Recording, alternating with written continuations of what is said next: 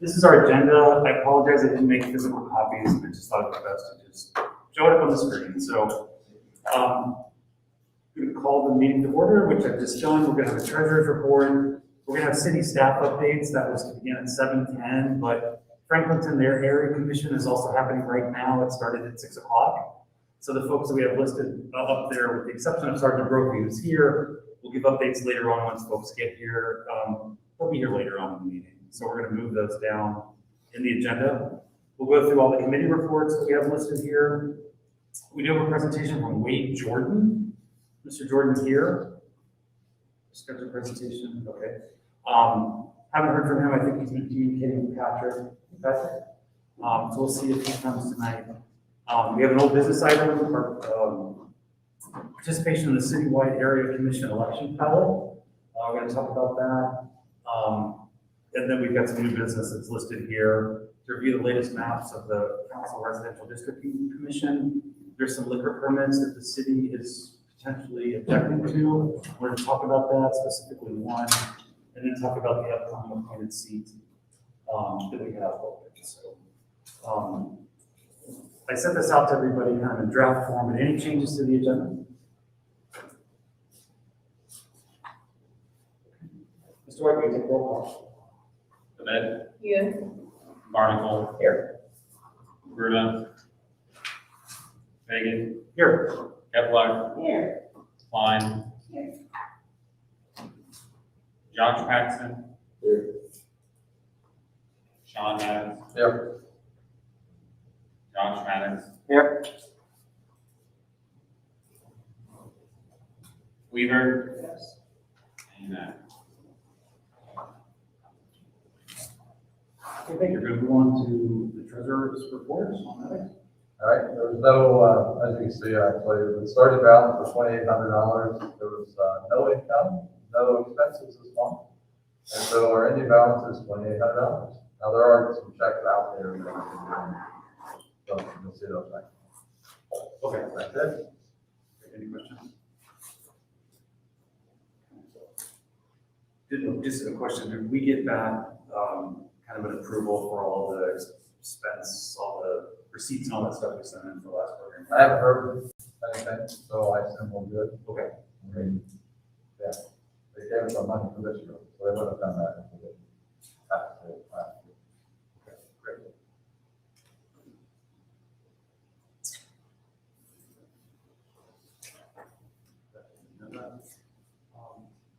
So city staff updates, you just walked into the Sergeant Brophy. Come on up. Thank you very much. Sure. Again, it's always a pleasure to be here. Just a few things to cover right quick. It seems like it's a common topic. I bring it up every time. I pulled the prime stats for basically for October. We're a little bit behind collecting for the early parts of November. In the greater Hilltop area, the biggest crime that we're having a problem with right now is still theft from motor vehicles. I said it the last time, I'll say it again. It's a crime of opportunity, folks. The best thing we can do is to not leave things inside of our cars. I know it's wrong for somebody to take something out of it, and if there is something in it, that's the best way to prevent that crime is to not leave anything in your car that's of value to be stolen. And then the thieves will then move on to something else. Then you're not necessarily the victim of that particular crime. All the others category, higher category crimes are actually down when we start looking at aggravated assaults, robberies, burglaries, everything else is kind of actually down below the normal for this time of year. So there's that's the positive side to it. And then so last week was what we called Operation Unity 2.0, or the second time we've run that. Since we got new Chief Bryant, one of the things that she wanted to institute was something called these Operation Unities, where the Division of Police unifies all of their resources, all of their efforts to do basically a blitz or 24-hour focus on certain parts of the city that to kind of address some of the issues that are out there in our community. The first one was out on East Side Town. My team, the community response team, participated in that. They brought a whole bunch of different sections of the Division of Police focused in on a particular area. In hopes of having a net result of increasing of arresting violent perpetrators and decreasing of crime. it's one of those things where we think the west side of town, it needed its own approach. So Acting Commander Myers decided that, was able to say, we need to practice a little bit differently if we're going to come to the west side of town. So we had a very, very focused response. What we did is we identified a lot of people that had outstanding felony warrants for violent crimes. We made arresting those individuals a focus of that day. And then the other side of it is to put increased pressure on certain segments or certain specific identified locations within the West Side community that had the highest proportion of criminal incidences. But the most important factor, I think, is just the great thing about the west side of town, and in particular the officers that work on 3 areas. The request was put out for officers that work on the west side of town to volunteer to work this project. And we had more volunteers than we had cruiser seats to put them in, because the officers that work out there on the west side of town, we have a very close relationship with our community. We really care about good public service, good faithful service to our community.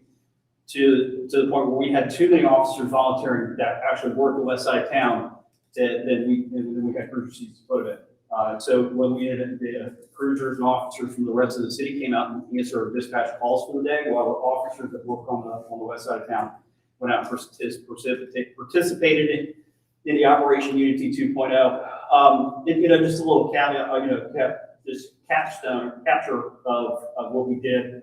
Out of the 45 total arrests made that day, 30 of them were for violent felonies. We pulled 8 guns off of the street, seized 41 grams of fentanyl, almost 79 grams of methamphetamine, and 75 grams of cocaine. That's almost $30,000 worth of illegal drugs taken off the street. And again, this is in less than a 24-hour time frame. So the idea was just to go out there and target those things. I think we were very, very successful. Like I said, I think especially in this day and age, policing needs to be focused, targeted, and very purposeful. And we had the time to do the homework leading up into an operation like this, so that everything that we did had a purpose. Every person that we were looking for was a violent felon. Every incident that we were trying to track down was something that actually directly affected the safety of the hilltop. So we were able to then leverage those resources to do a very focused approach to it. I don't know when it's going to come back to the west side of town. Like I said, I think what they want to do is they want to move this throughout the rest of the city. We were the second neighborhood to get this response, and every time we do this, we learn a few lessons. And I think that smart policing goes a long way. And again, I think it's a great testament to the officers that work out there. They volunteered to do this. First time we did it, they said, "You're doing it." They sent my team from the west side out to the east side. This time it says, we want west side officers that that knows its community to do its policing. And they stepped up to the plate and did a fantastic job. That's pretty much the police update. Any questions I have to answer real quick? Was enforcement mechanism primarily through traffic stops? No, actually it was not primarily through traffic stops. Again, we had identified, there were traffic stops made on identified targets. But for the most part, what we did is we had a list of individuals, we had a list of locations. So it was targeted enforcement on very purposely selected individuals or selected locations.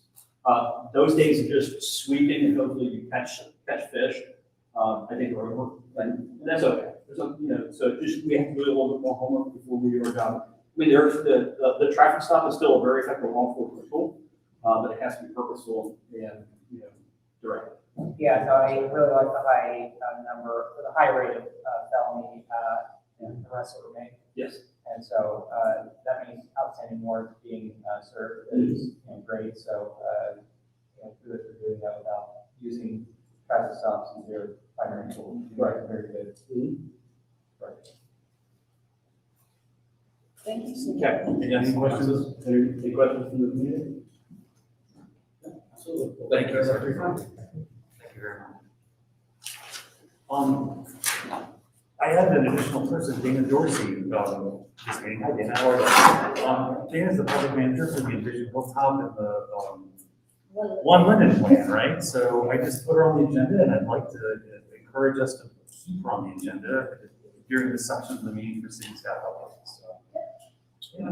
Welcome. Thank you. Yeah. Thanks for having me. Happy to speak to the commission. I think you guys have met me a couple times, but I haven't formally been on the agenda, so I appreciate you guys allowing me a little bit of time. I really don't have many updates tonight, but I do hope next year I'll start having regular things to update you on. My one big update is we have started an advisory committee for the Envision Hilltop Plan, or should I say restarted. The plan kind of launched in 2020, weeks before the lockdown happened. So that kind of slowed down everything with the plan, but we are revamping. And in 2022, we hope to do some community engagement. That advisory committee is full of organizations and stakeholders who are vested and interested in the community and already doing good work. So I hope to have more for you. I would like to add the chair or vice chair of this area commission to that advisory committee. So, you know, whoever it is at the time will be able to attend those meetings. We don't have a regular meeting time yet. Our first couple meetings were on the last Friday of the month, but of course for November and December, you just can't do that unless you want to spend the holidays with me, which, you know, that's fine. So I'll update you guys on, you know, what's going on with that committee, and your chair will have updates for you as well. So thank you. Any questions for me? Oh, I also have, I was gonna say, I have copies of the plan available. I have about 10 in my car tonight, so if anyone wants one, let me know and I can let you walk away with one tonight. Except one other question. Is the advisory committee been entirely selected at this point, or are you still? No, it's still very open. No, things are still open, so I am very willing to take suggestions from you guys on who else we should add, so no, and it's not even deal at all. I just asked that, like, I don't want to take all 10 of your copies tonight, but is there any way I can just request like 5? Can you send me, I'll give you my card, send me an email because we'll need to make more copies. And I honestly, so I have been at Third Wave, typically Tuesdays and Thursdays in the morning. So if you ever like want to run into me, I'm usually there in the morning, and I plan to leave some copies there, just available for folks. Tim has been really good about letting us leave copies there, but we need to make some more. We're starting to run out. So about the 10 that I have in my car, I think is all that I have. So, but we'll have some more eventually. I just want 5 for the new commissioner, so they have one. Okay, yep, I'll give you 5 tonight. Going to leave. Any other questions? And I have cards too. Great. Thank Thank you so much you. for being here. Thank you. Thanks for having me. Okay, so if you just came in, Melissa Green, Zach Glenn, I'm not sure exactly able to make it, but Avery Townsend, the city staff updates. Derek Franklin did meeting started at 6 o'clock, and so they're going to come over here a little bit later. We're going to move them down on the agenda. So I'd like to start with committee reports. Community relations, co-chairs. Let's get 2 part review for the upper. Oh, we can do that. Make corrections, make it read them. Yeah. So, motion to approve. I would make a motion to approve the I'll second. October minutes. All those in favor? Aye. Good job. So on to committee reports, community relations, Josh and Jenny. We did not meet in October or November, yes. But we do have a meeting on the 28th of December currently. And one of the things that we've done, as you can see, is we've got a fun camera now. So hopefully we'll check the audio later because I don't have a way to check it right now. And hopefully it works. If so, then we'll be able to start streaming again. Yeah. Otherwise, we'll have a meeting on the 28th of December, and that'll be at Parkview.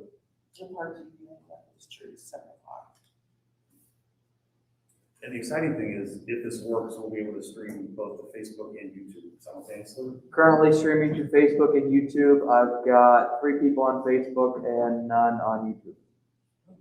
Because it hasn't been shared yet. Yeah. Yep. Is that without any of the accounts you pay for, or is that with those? It's just their restream right now. alleviate your risk. We use budget money to purchase something called Restream, which gives us the opportunity to some things.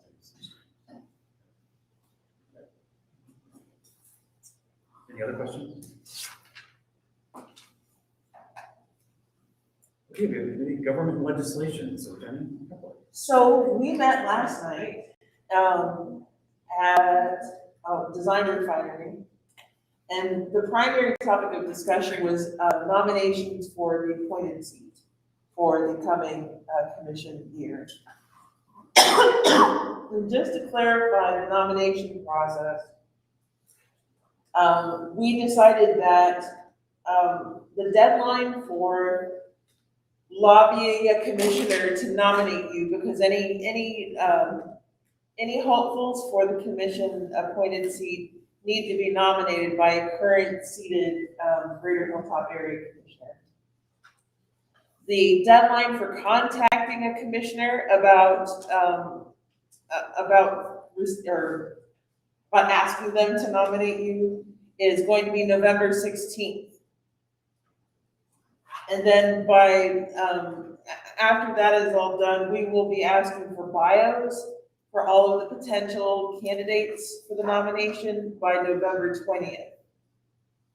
Every single person that is hoping to be nominated that is aiming to be nominated to the commission appointed seat, must be here in person on December 7th for the full commission meeting.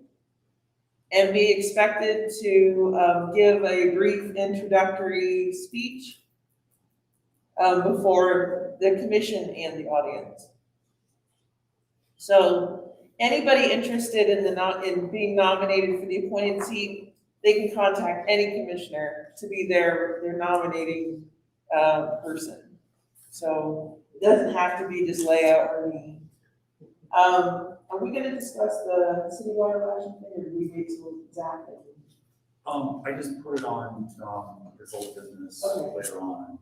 Okay, so that's pretty much what we discussed last night.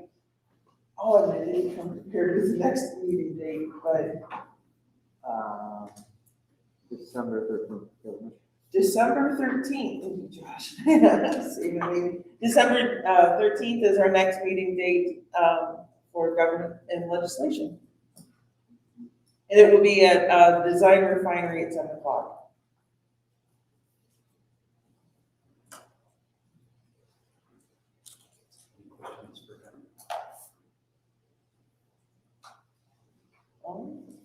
Great, moving right along.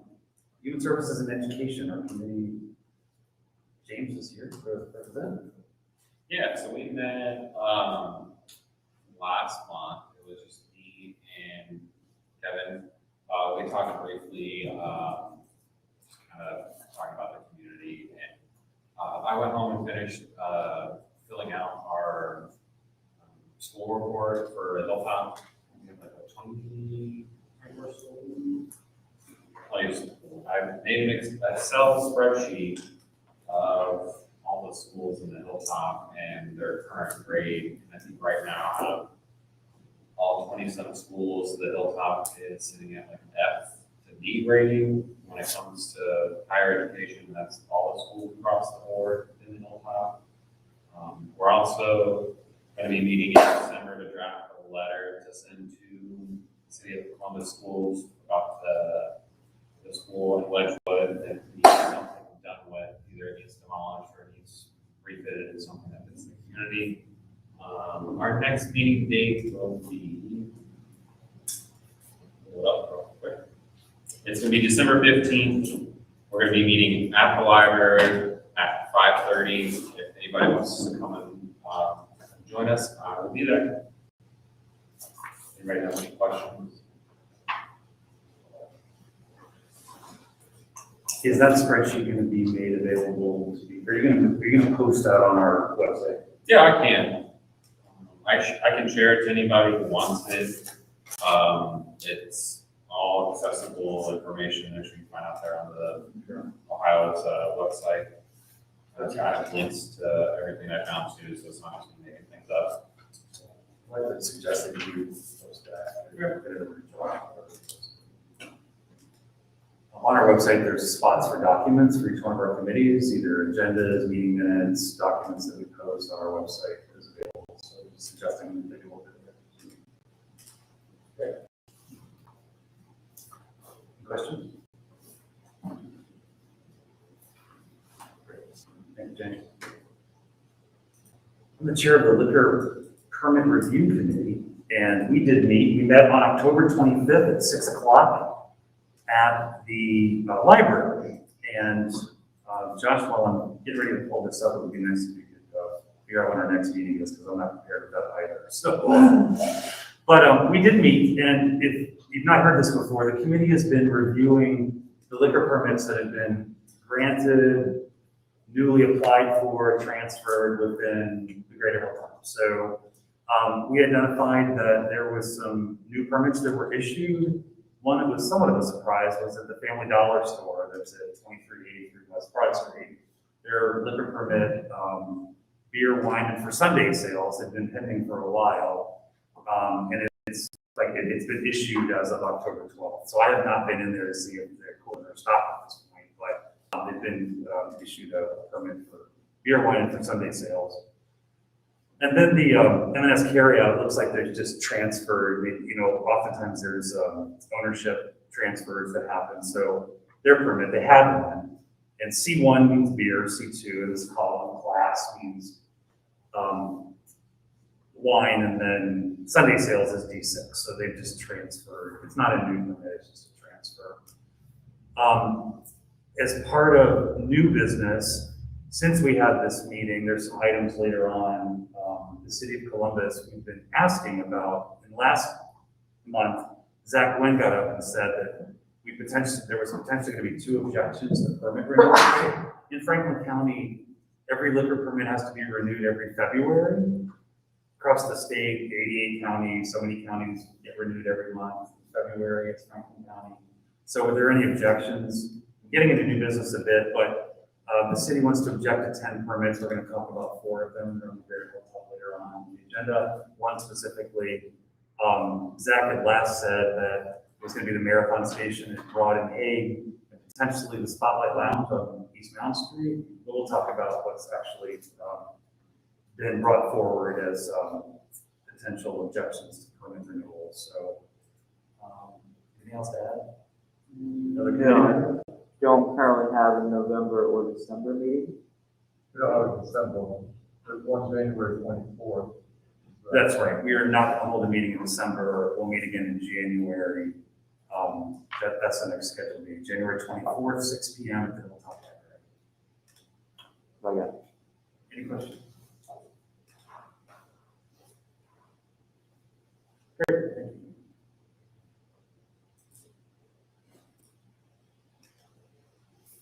Planning and economic development. Jeffrey's not here tonight. He wasn't feeling well, so don't have a report. Public safety.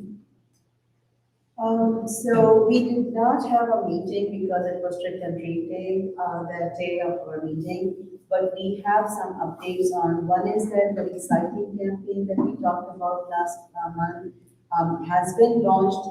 The billboards are up.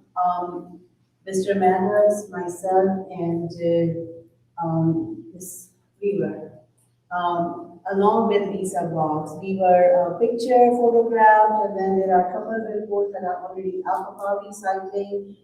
We are also working with SWAG, so in the mid of, hopefully in about a week, I'm hoping that the 3rd Saturday of November till for next 4 weeks, we will be having community events in certain areas that are identified by the city of Columbus, and that's where we will be reaching out to about 800 homes have been identified that need to be reached out for a recycling education. So that's part of, kind of the follow-up of the fresh summit we did, and we talked about it, we requested the money for recycling education. So this is what it's gonna be kicked off. And the final date to conclude that project is February 22nd, I believe. So by that time, there will be, of course, there's winter, so there will be days when we can.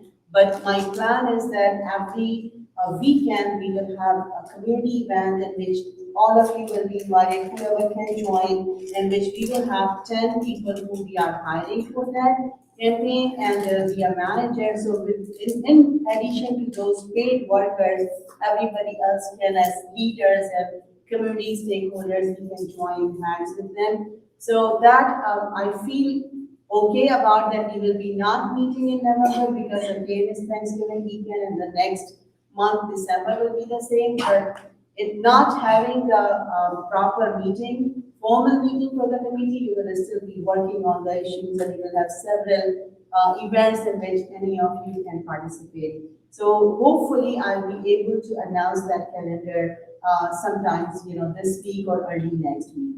And that's what we are finalizing.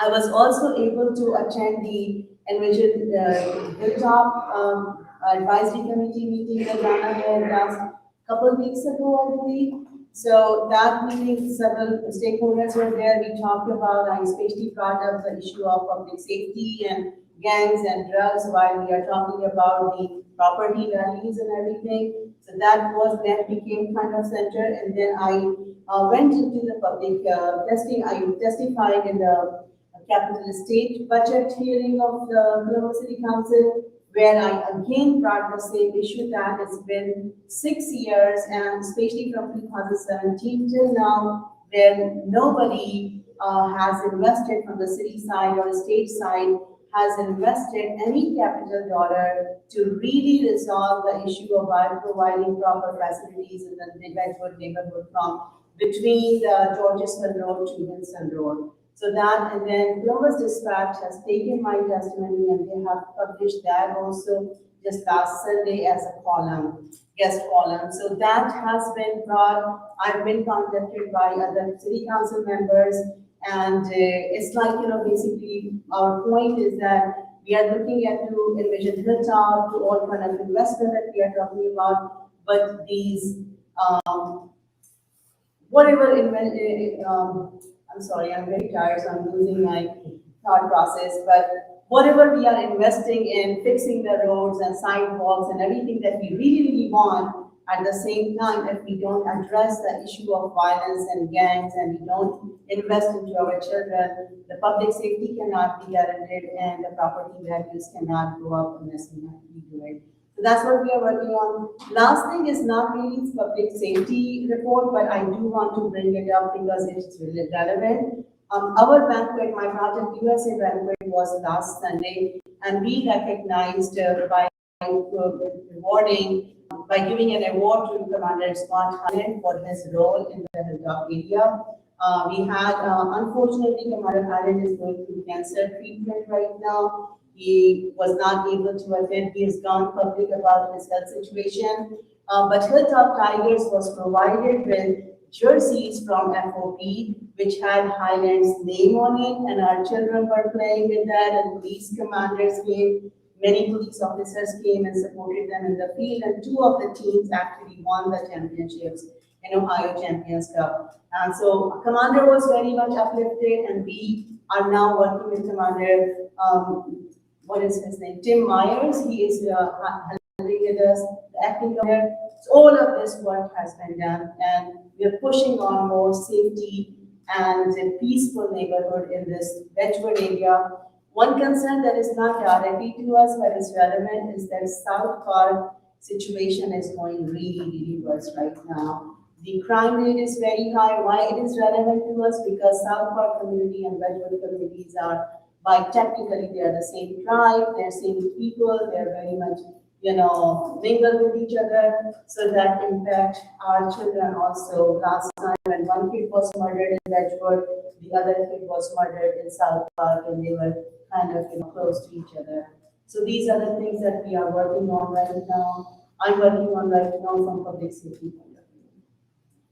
Any questions? Thank you. Next committee report is from Recreation and Parks. Yeah, so we met last month. We covered, we were supposed to have a presentation from the city of Columbus, but they ended up not showing up. So this November meeting on the 20th at the And were you able to confirm the time? It's at 9 a.m. We'll be meeting at 9 a.m. and we will be having, I believe, 3 presentations. One of them's they're all from the city of Columbus. The first one's going to start, it's going to be about the lower level at Glenwood. And the next one's going to be a recap of all the projects and planned projects for the parks in the Hilltop. And then I've asked Alex Sauersmith to come out just to give us a brief update on how to submit capital improvement requests to the city of Columbus and more specifically the Parks Department, because we have identified 4 parks in the Hilltop that we're going to try to submit for those. Just to try to get those fine. And then if you have a full list of those parks that we're going to do, 2 seconds. We did have to change one of them because it was unknown to us that Hiltonia Park was already slated to be remodeled. If you drove by there recently, you noticed that the playground equipment's already been replaced. They've already got the equipment up. So our first major park that we're going to be submitting a request for is Hans. The second one's going to be Stephen Drive Park. The third one is going to be Wrexham. The fourth one is going to be Georgia Heights. And the fifth one is going to be Westmore. Those were our 5 parks that we've identified as more on the lines of forward to beyond failing for the community. So those are the ones we identified as the ones that need our help the most and like fairly the quickest. That doesn't mean we're ignoring any other park in the Hilltop. It just means that those parks are the ones we identified that have very little to nothing in them for their surrounding community members. Like I said, we're going to be meeting at the library the 20th at 9 a.m. Any questions? I just want to tell you that Westmore Park was assigned to one time for our tournaments of Fred Mosser for the Tigers team as their home ground, and it was so bad that there was no way that our kids could play. And we submitted several times complaint to the city, to Parks and Rec department to get it fixed, but nothing really happened, and we just had to be somewhere else to play our games. So it has been an issue, and this is from 2019.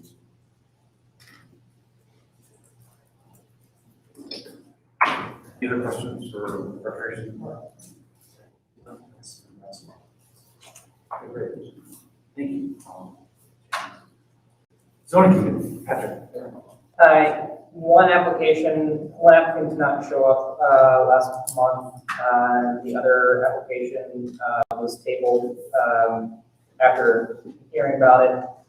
It's a Alkire Road development.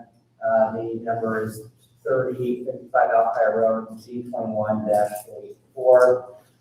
The community's primary concern is that the development as designed violates good neighbor agreement they made when they originally put in the original apartments.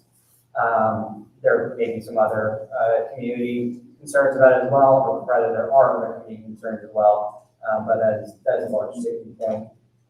The applicant will be referred next week, the 16th at 5:30 p.m. to the library. They are coming with a new design, which I have not received yet. They said that they will send it to me after they present it to the homeowners association, which I believe is tomorrow. So that will be coming to me soon. The other 2 applications that will be heard will be Glenwood Pool from the city of Columbus. That's BZA 21-0140. That's 1888 Fairmont Avenue. The variance that they need for the pool is parking variance because the pool will be bigger. They need another, I think, 100 parking spaces according to city law. And so they're requesting a variance to keep the parking lot the same size. And then the other one that will be heard is 234 South Highland Avenue. That's BZA 21-130. They want a variance from the side yard requirement. I think that they also want to make it a multifamily housing unit, but that's not necessarily the case. It's just you trying to read between the lines on it. Specifically zoning variances for side yard. So then that zoning committee meeting will be next week at the library at 5:30 p.m.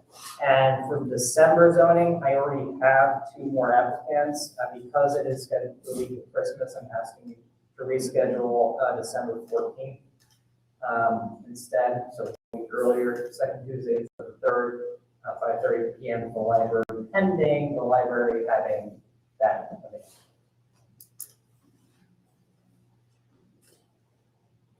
Do you need any assistance from the library? If you could, please.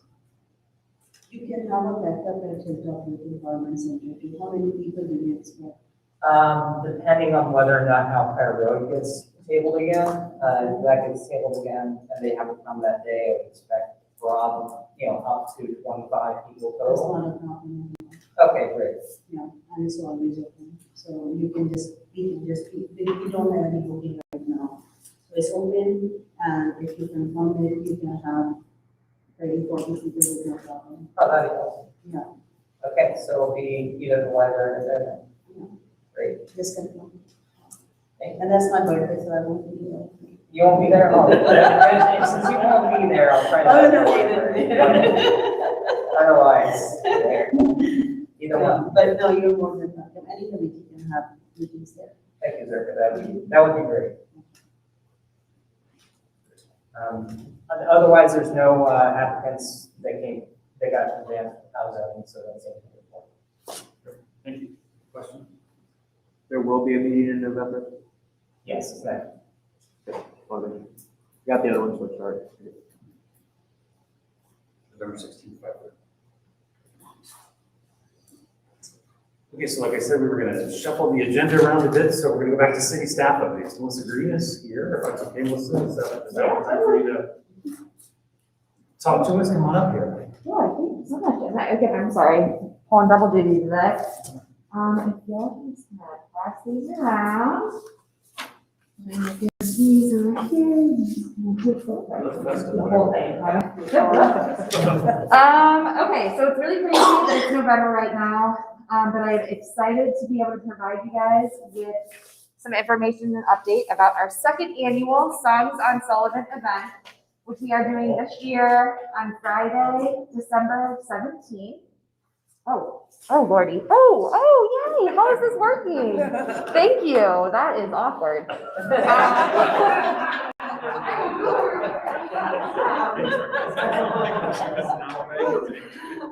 Okay. I'm glad we're wearing masks because my face is probably very red underneath here. Or the viewership one. Yeah. Dinner and the show. Okay, so our second annual Songs on Sullivan event is going to be on Friday, December 17th. For those of you who attended last year, that was here. Dan, okay. Dan, can I get you to share your experience from the event? Yeah, absolutely. So, it was a cold night in December. I mean, the mood was all completely there, but, I jumped in, we started it, when I jumped in, we started at the Family Dollar there at GHAC and Sullivan. And it was amazing. We were all these guys in refuge that were there. I jumped in with them. I thought, if they can do it, I can do it. And we sang, and a lot of us couldn't hear very tune, but we did it. And it was great. I mean, it's okay. It's lots of you can join in along the way. Yes. If you require to go to the next spot, or you can take off and say, I'm gonna call it an evening. Lots of horn honking, just real festive, right? So as we got close, we moved down Sullivan Avenue, it was become more residential, right? And so there were people that actually came out of their porches and actually listened to us sing. So we were doing a little bit of performance there. Ended up down in Franklinton by the time we were all done. And I would do it again. It was really fun, got to meet new people. And it really kind of put me in the mood for holidays, to be honest. Yeah. I don't know what else to say, that was my experience. It was really wonderful. It's such a great celebration of the sense of community and connection that I think exists on the west side that is just so unique to this area in a way that you don't have in other parts of town. And so this year for Songs on Sullivan, we are going to be doing it bigger and better than ever. Santa is coming back down from the North Pole on his 3-wheeled motorcycle with a sleigh full of gifts that we are going to get from this gift drive that is being sponsored by our great West Side Arts organizations, the Franklinton Arts District, as well as the Hilltops own Summer Jam West. So if you feel so inclined to donate to the drive, you can use this QR code here, or there's information available online. But more so than your presence, we want your presence at the event. And so this year, we're going to be having the toy giveaway. The We Amplify Voices nonprofit organization that's located in Franklinton is going to be doing some really awesome interactive holiday ornament art projects with the kids that are there. We're going to have free hot chocolate and cookies again, courtesy of the Cover My Heads culinary team. On board with us also is Columbus Metropolitan Library as a sponsor. The Mid Ohio Food Collective is going to be doing a surprise at the end of the event here at the Hilltop location, and more to come on that. And then probably the coolest part, we're going to have a traveling mobile stage that is going to feature a live band with a saxophone and guitar and keyboard, and that's going to be playing in the background to our music, or to our caroling, and kind of leading us in song. Last year, as Dan alluded to, we started here at the Hilltop location and had several different locations. This year, we're paring it down a little bit. So we will have the caravan. We'll meet to kind of get together on carpooling, as well as to, we'll have a couple of buses available that you can register for a seat on the bus in advance, and those are going to be provided by the Columbus Division of Fire. So 4 buses, there's a registration form already live on the event Facebook page there if you would rather just hop on a bus and leave your car at Dodge Park rather than having to kind of caravan and drive yourself. We'll start at Dodge. We'll then move to the first location, which is going to be at the corner of Central and Sullivan in Franklinton. We'll be there for about 30 minutes, caroling, giving away gifts, drinking hot chocolate and cookies, making the ornaments, and then after that, we'll move then to our last location, which is going to be the corner of Hague and Sullivan here in the Hilltop, and do the same thing there. And so we picked those corners, I think, because historically they're kind of areas along the Sullivan Avenue corridor that need a little bit of love and cheer, and so we are definitely going to bring that and then some. And then also they're high visibility corridors, and we wanted to do this on a weekday when people are driving home from work and heading, getting off the highway in those areas and heading home, so we can catch people by surprise. But hopefully most people will be en route to the event to celebrate with us. So that's really the only update right now. I guess, does anyone have any questions? And then I would, go ahead. What times will we gather at Dodge? Yes, so the gathering time at Dodge is anytime between like 5:15, and then we'll be leaving there. The caravan will be pulling out from that location at 5:45. But our plan is at the Dodge location, if you want to come a little bit early, we'll be passing out songbooks there. Hopefully we'll have some like hand warmers to be able to give to folks. People can hop on a bus at that location. We'll also have the band and the stage on site at Dodge, and they'll be like playing music, getting everybody amped up for the caroling event, and Santa will be there as well. So if any kids want to, get a gift early or talk to him and share their, their hopes for Christmas morning, that's fine too. And then again, like I said, we'll leave from that location at 5:45 sharp, and then the caroling will begin at the first stop at 6 o'clock. And as Dan said too, feel free, like folks can jump in at any point along the route. So all of that kind of timeline is going to be on the event Facebook page. So you can kind of check in and see like where we're supposed to be if you're like running late from work and can't get there, to meet us at the beginning, and then hop on a bus if you wanted to halfway through, or whatever. So That is so great. I'm so excited. Yeah, I'm so excited.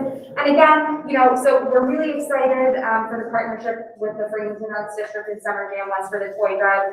100% of any of the art supplies or toys that we receive through this drive are going to go directly back to kids here in Framingham and the Hilltop. And also, if you just use this QR code, it can take you directly to the Framingham Arts District gift registry that's on Amazon, and all you gotta do is click it and it'll get mailed directly to their office. But again, what we really, really hope more than anything else is just for you to come out and celebrate with us. So anything that you can give or feel compelled to contribute over and above that is just phenomenal. We've had so much generosity from all of our partners. So it's really amazing, what people are willing to bring to the table. And if any of you are interested in wanting to volunteer in any capacity or help us coordinate in any way, you can reach out to me at any time. This is kind of one of those events where it's really if you can dream it, you can do it. And so we welcome any ideas or good energy that you might have. Certainly there'll be plenty of opportunities to volunteer ahead of the event. We'll have to wrap all the gifts and organize those at my office. We also are probably going to need help decorating the stage. We're going to deck it out in holiday lights and, other kind of holiday decorations. So, we're welcome to put you to work as well if you are so inclined. So, okay. Thank you. Thank you, Melissa. Avery Calvin. I think I have enough time to catch my breath after running over here, but unfortunately, I'm a little rusty. Take your time. Take your time. We're really good. Looking at the camera. Sorry. So, Council Residential Districting Commission. So tomorrow, they're going to be releasing the third round of the maps. This is the final round of the maps. So it comes a question about the preference of A, B, and C. Map A, map B, and map C. They will be tweaked from the last round of maps. There's going to be a public hearing hosted by Councilmember Ramey on December 8th.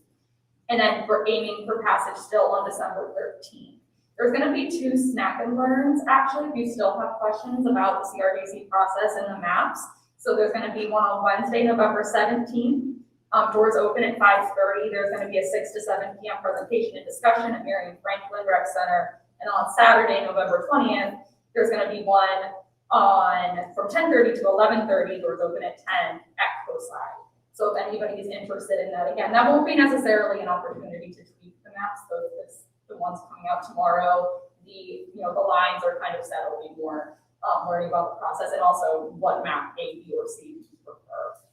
Does anyone have any CRDC questions? And Melissa brought up that Franklin, I haven't been saying this. So the next time that we're going to be looking at the maps and redoing them is 2030, after the 2030 census. So it's super imperative that we get all those comments in. You guys have left lots of comments, and that's really great.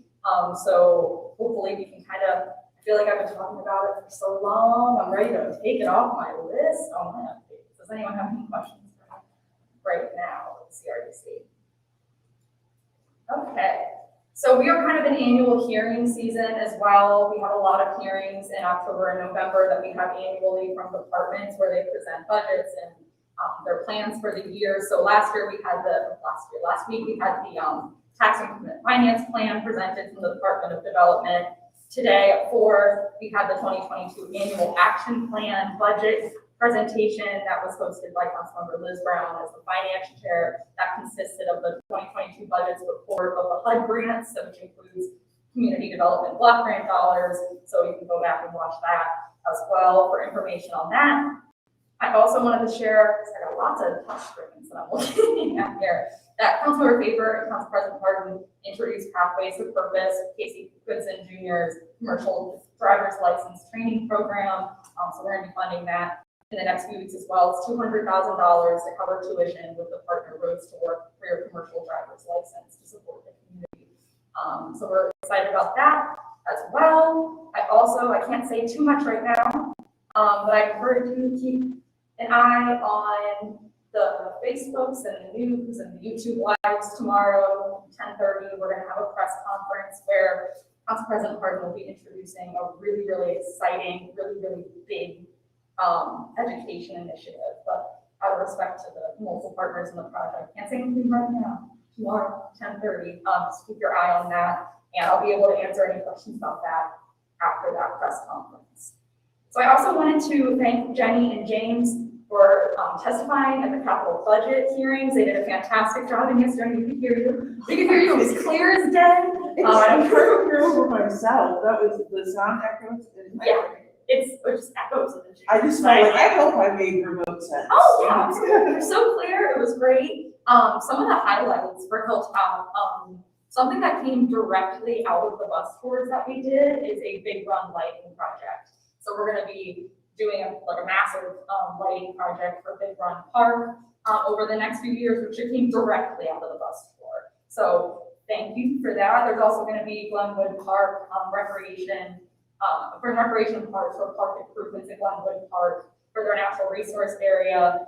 We're gonna be redoing the avenues on Kingsford, the sidewalks on Kingsford Avenue. We're gonna be doing pedestrian safety improvements on Mount Street and Wilson Road. So all of those were directly came out of the bus tour. So I wanna say thank you to everyone that participated in it. And we're gonna be doing it again, like, not bus tour potentially, but 5 to 6 months, we're gonna be back in capital budget season. So there's way more opportunities to try and get some good nuggets in there, but it was really successful, and I don't want to brag, but I think I've been told ours was the most successful on the Hilltop bus tour capital budget pipeline.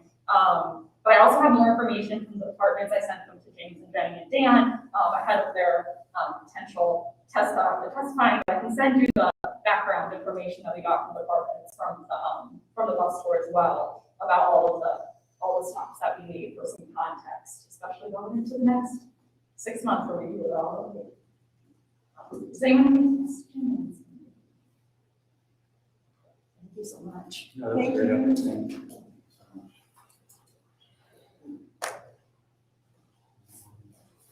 So we're on to the presentation at 8, the schedule for 8:10, so we're ahead of schedule. Do you know if Mr. Jordan, Mr. Jordan?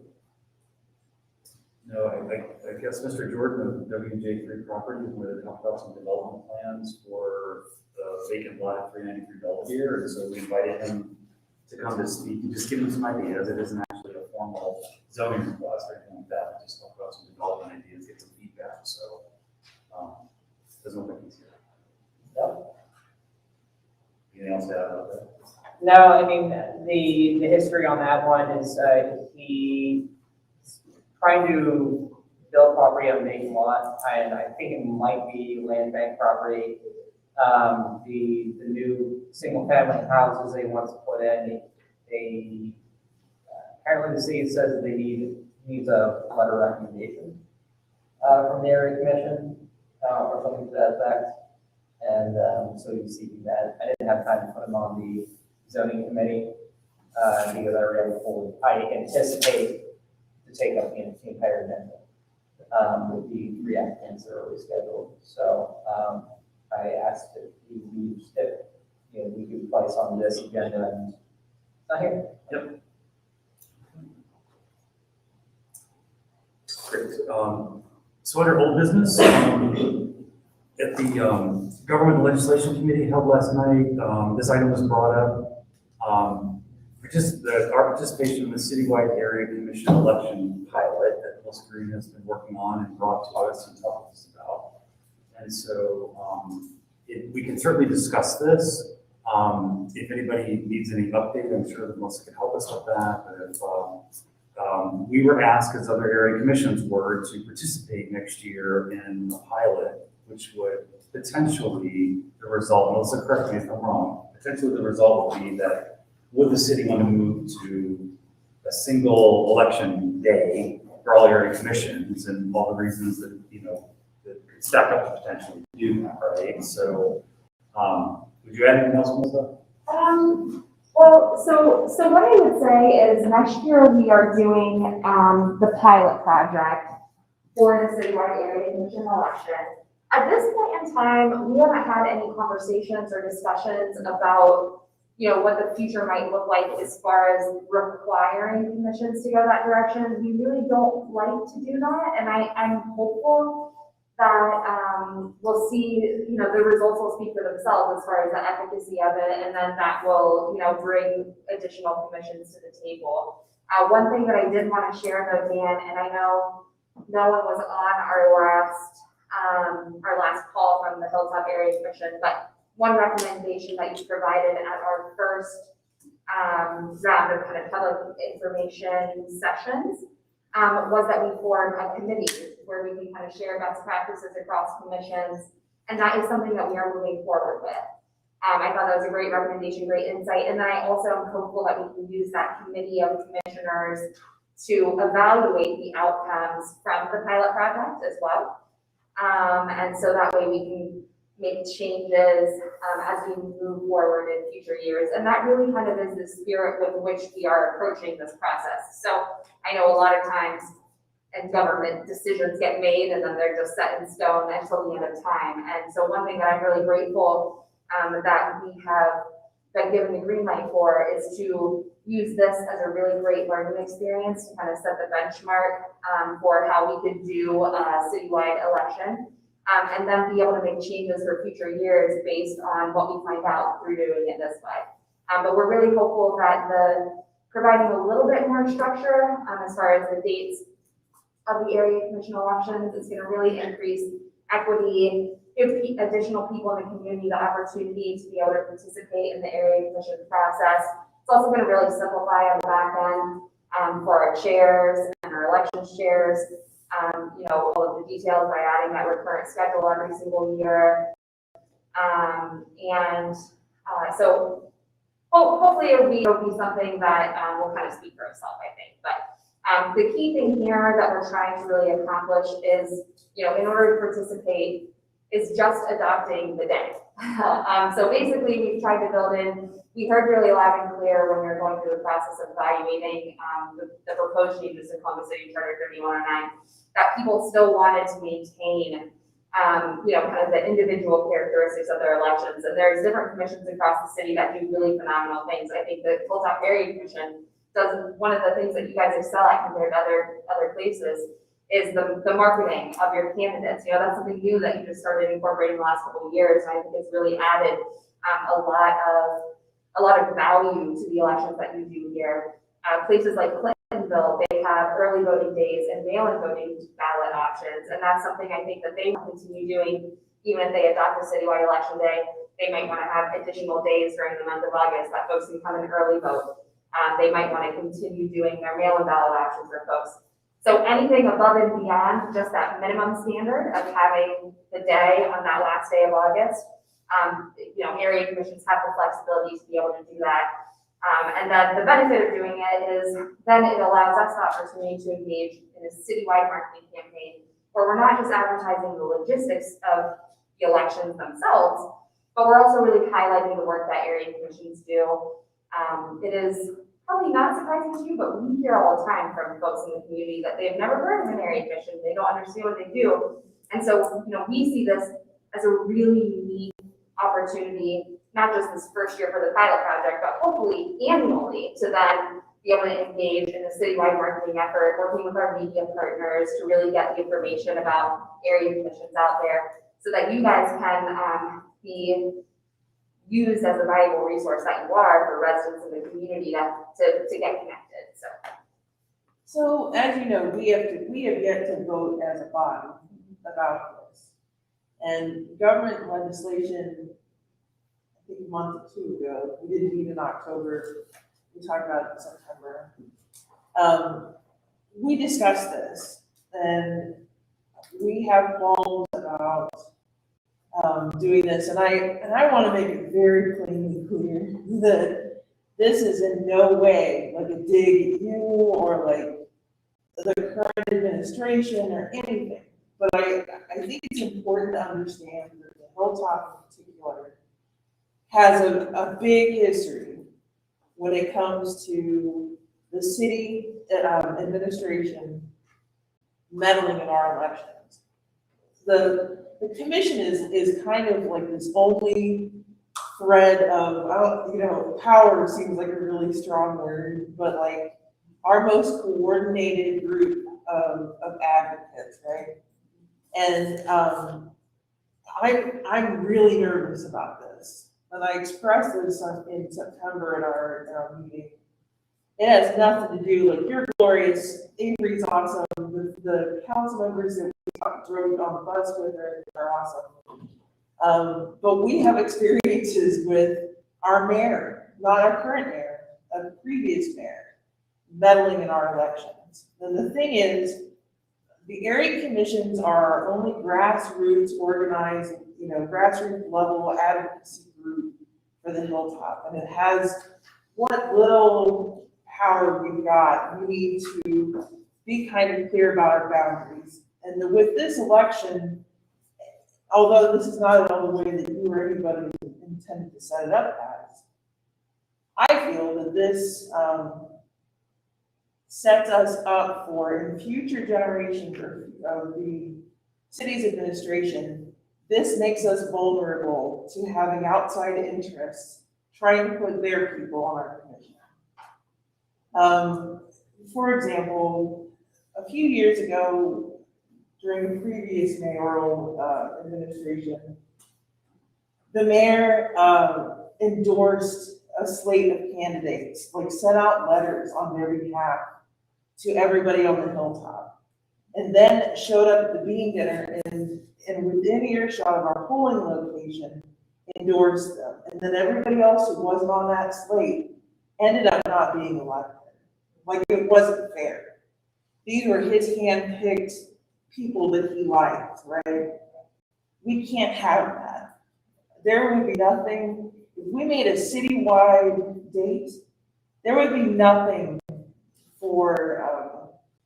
nothing to stop, like, Franklin County Democrats, Franklin County Republicans, Franklin County Progressives to send out, to mail out their preferred candidate, like literature endorsing their preferred candidate. Or, whatever, like some other special interest organization from doing that. With having individual election dates for each of the area commissions, it's less likely to happen. Because they're not going to keep up with all the different area commission elections. It could, there's not many controls, like protections. This is why we don't allow candidates to run as slates anymore. This is why we don't allow running or write-in candidates anymore. So I am apprehensive about it, and so were the other members of the government legislation. Sure. So one thing I would say to that is that to your point, there would be nothing now presently that is stopping anyone from doing that.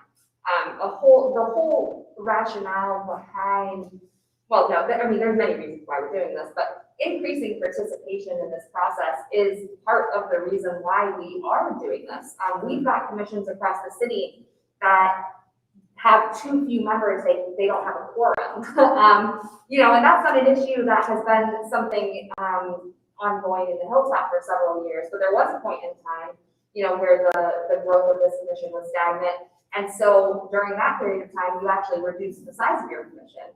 I think it was 21 commissioners, and I think you reduced what it is now 15. And so you've been able to maintain a roster a little bit more easily. But, so I think increasing participation and accessibility in that process is what the is all about, and making sure that it's fair and it's transparent and it's accessible, I think is important, which is how this plan was informed. And I will say that, so nobody from my department asked me to put together this plan. It was something that I did based on a culmination of the feedback that we received when we were going through the process of 3109. And for those of you that were on the commission when we were going through that process, it was probably informed by your feedback. And actually, at that time, I believe you did vote in favor of the proposed changes to 3109 that would have included a statewide election day. And so we had a lot of dialogue about that. We had many, many conversations. Josh, you were there. I didn't participate in a lot of those. Sean was there.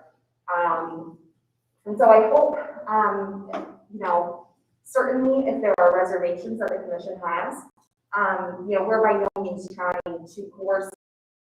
But what I would encourage folks to consider, what we are asking for right now is just a one-time voluntary commitment for area commissions to participate in this initial pilot project. You've already changed your bylaw in a way that would permit you to do so.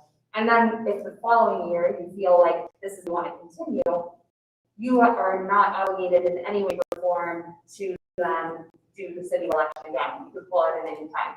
And again, to reiterate, you know, if we were to mandate commissions to do this, which is in no way anything we are considering, it would be something that we would have to go in and legislate in Columbus City Charter 3109. I don't think anybody is anxious to go back through that process. We just came out of that process, and just by the nature of the fact that literally none of the proposed changes in the document made it into the legislation, well for us. And so I don't think anyone is anxious to go back through that process again. What we are looking to do, though, is to bring as many commissions on pilot, because the more commissions that we have on board, I think the better we're going to be able to determine if this is something that's worth continuing forward with. And we're really approaching this from a spirit of trying to learn and improve. My job as a liaison is to make your jobs as commissioners easier. And so that's really the intent of this proposal in many ways. And, you know, the more insight that we have from groups that participate, that we're going to know whether or not it's worth it to try to continue as well. And this is the first time we've ever, in the history of area commissions, ever tried anything like this too. So we're kind of all learning together and going through this process as a first time at the same time. But there's certainly, I can say this with complete confidence, mostly because I was the one that drafted the plan, and then also had to do my own convincing internally to try to get it to move forward. There is 100% no ulterior motives, you know, on my part And in trying to propose this. I'm not insinuating that in any way. Yeah. Like, when Leah and I were on that initial, what did you call the original, like, presentation that you did? That we The had? information sharing session. You know, it was like, great, so if I go against this, Melissa's gonna think that I don't appreciate all of her hard work that she's obviously put into this, and it, you know, it looks like I'm kicking a puppy. It is none of that. I'm a people, Jenny. You are. You are spectacular, and I appreciate and love you, and you know this. No, really, I mean, I want those who sign on to this to feel comfortable signing on to it. And if you know, I know that a couple years ago, you did vote in favor of this plan.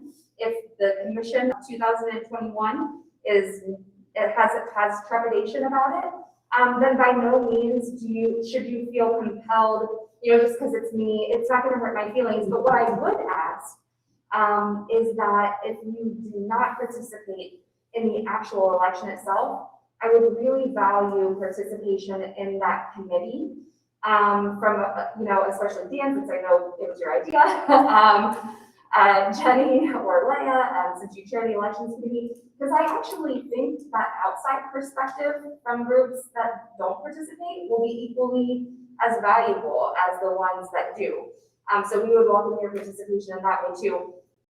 I would ask you to please go participating. Again, it's just a one-time voluntary commitment, and there is no obligation to continue forward if you determine it's not the best path for the Hilltop. For planning purposes, when would you want us to make a commitment? We Either way. are asking, it is very, very helpful to us if we know going into 2022 how many commissions are coming on board.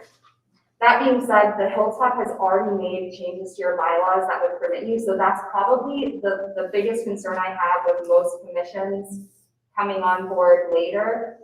But this is the first time that we've done this as well. So we don't have, like, in future years, we'll already have like a template for the marketing materials that we can just plug information in. But for this first year, it's gonna be a lot more coordination on the back end, and I feel like I'm probably gonna have to be the one that's pulling that along.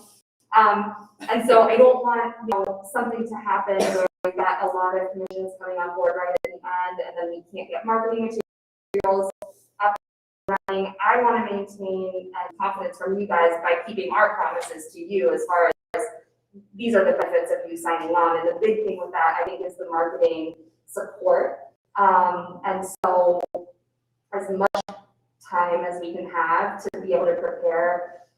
That's why we actually were thinking of launching this during this past election cycle, and we really took a step back and we were like, we need a full year. We need a full year of really re-engaging with commissions to be able to make sure that we get this right.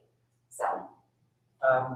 I would just like to recommend that the Government Legislation Committee meet again and come up to a recommendation, yes or no, have the committee vote, and have it vote on the record on what your recommendation is and present to the full commission. Okay, because we did take a vote. Oh, you did? Yes. Okay.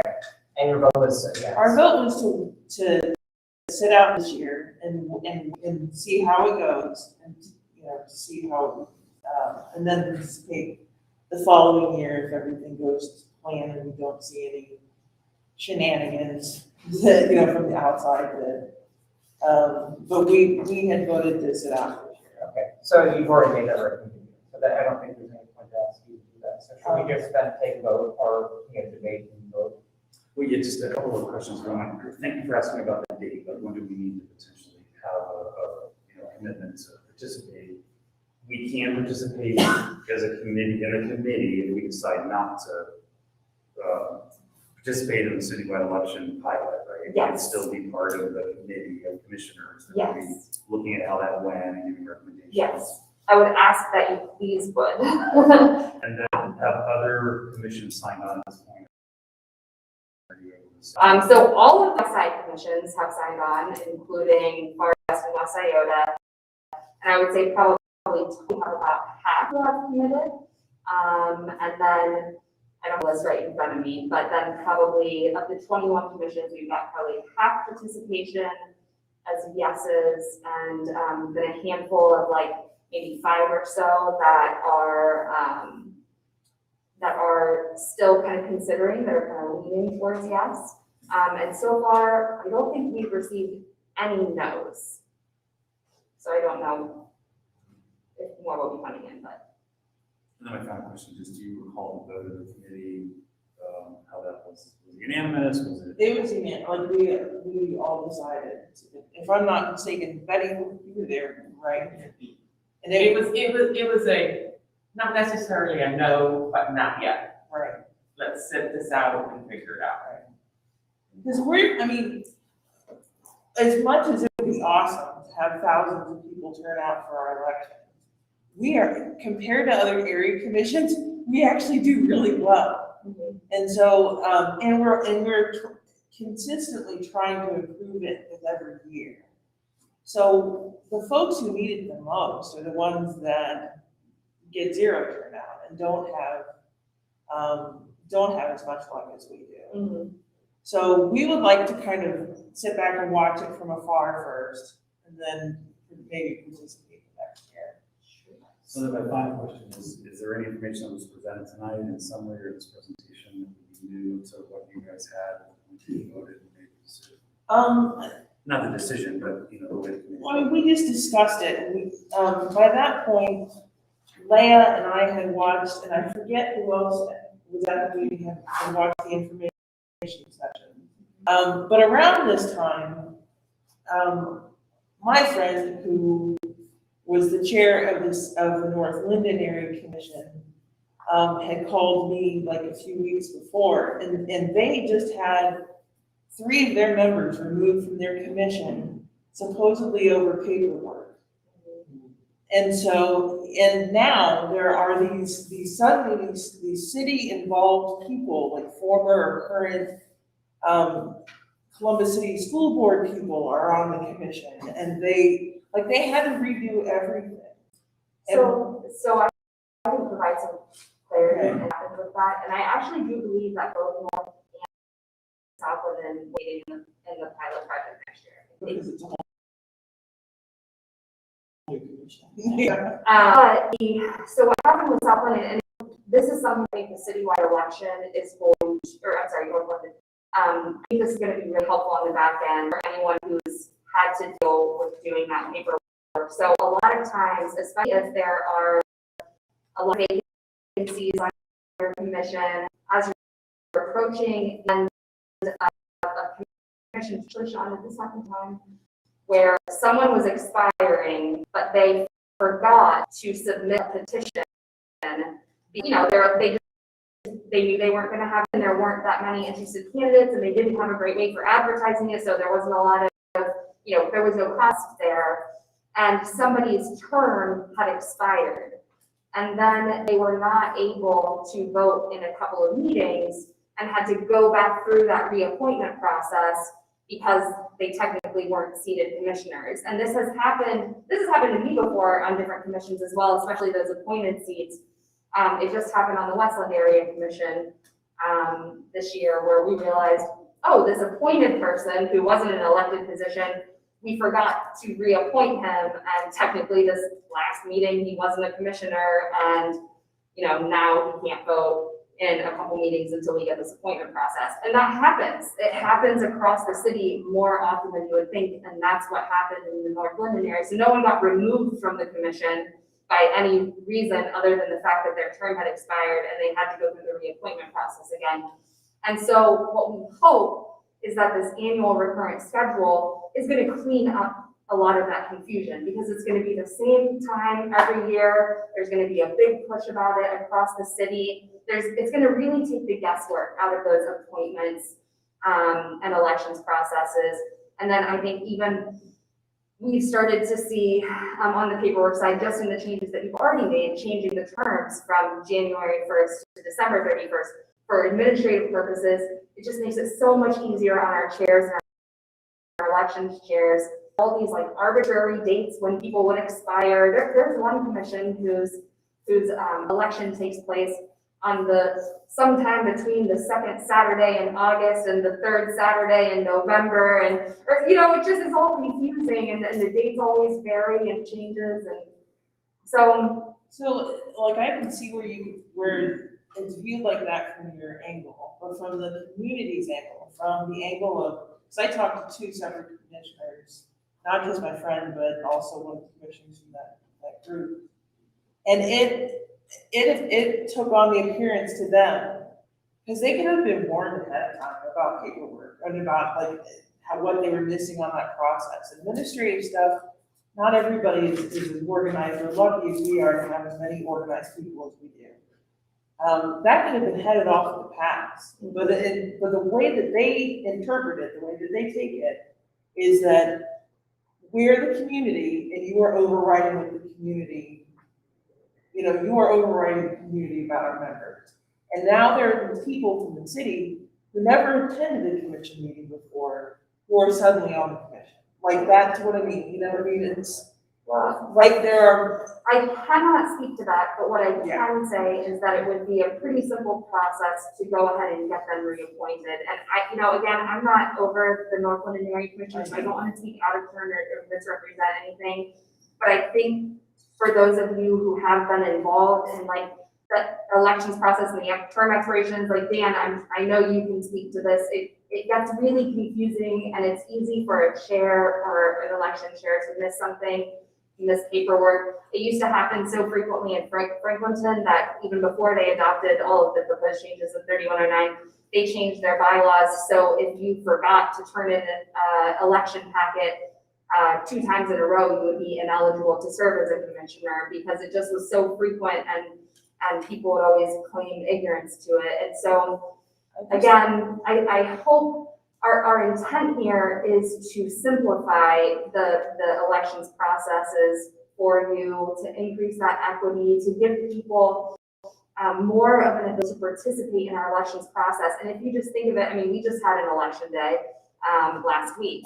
And if you were to think about, you know, if every neighborhood on election day had a different day and a different time that they would go and hold an election, it would be very confusing, and it would be hard to participate in the democratic process. And it would also be confusing on the back end for our elections officials who are trying to administer those elections. And so we're really trying to make it more equitable for the public, easier on all of you. Also, again, just use this as a vehicle to highlight the good work you're doing. Yeah, I just want to understand this, and I'm very new on this. And so like, you know, your mom was involved, so I understand that you understand this politics and you know this more. But one thing that I don't understand right now is that, so if the previous mayor was able to do it at that time when it was not, even the election was not on the same day and thing, if they were able to do it, anybody who wants to do it, they can still do it if you're doing it on a different days. Because if the city wants to do it, I promise you, I mean, I have not been on commission in that long, but just in 5 years in Hilltop, ask me why Wedgewood is still suffering so much while everything else is happening. So if there is something is gonna happen, I see the benefits of what Melissa is saying, and as an organizer, I can see that, you know, how it can really benefit and engage a lot more of a community, because you will see that this is something important. But as far as the academic part is concerned, I feel like even when we are not doing it with the city, I think there are more chances for people to come and confuse community, because if they want to bring somebody in Hilltop and somebody's got this IT and neighborhood department or mayor's office, it's easier for them and not the whole community is not looking at it, I think. That's my perspective. So I'm not explaining myself super well. There's a whole lot of history to this, and Pam knows this probably better than I do. I mean, there is so much, like, part of why the Hilltop has historically been kind of a dumping ground for things that the city doesn't want has been this undermining of the commission. Some of the stuff that we're talking about now, like switching out the big dumpsters for little ones, that's a fight that goes back to 1985. And so part of, like, this commission, this year, this commission is 40 years old. And like when you're talking about Wedgewood, people on the commission have been fighting for Wedgewood that long. So, unfortunately, historically, and I'm not assigning this to anybody in the current administration or on council. There are a lot of money interests that have come through City Hall, and also people see area commissions as a stepping stone to getting to City Hall or to getting onto the school board. We had a chair who did exactly that, actually a chair and a member who did exactly that. And he compromised our commission by currying favor with the mayor. And that's why the mayor got involved with endorsing this person's slate. That is just one example.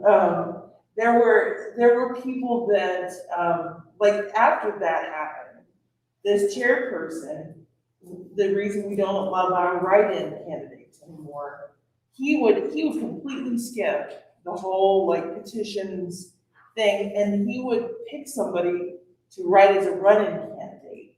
And then at the bean dinner, he would set them up as close, like, just outside of the 200-foot politicking mark, so that they weren't breaking the rules, but they were just barely, like, they were visible from the polling location. And it was to handpick people that were friendly with the city to be on the commission, so that they were yes people. So when projects come through here, just like Wheatland Crossing or whatever major projects, that, like the casino, so that there are fewer people to object to what the city wants versus what we want as a community. Does that make sense? Okay, so, at this point, I'm going to put a motion forward. I'm sorry. The government legislature committee last night said that they would like to bring this issue to a vote to the full commission and put it on the agenda. So I'd like to make a motion that we participate, go ahead and throw our name as the Greater Hilltop Area Commission in, and we participate in the citywide area commission election pilot. That will have our name in by the end of this year, and that would potentially happen next fall, right? So making a motion to take that vote tonight. Can you table this just because there's 5 people not here tonight, and it's not gonna hurt us to wait another month?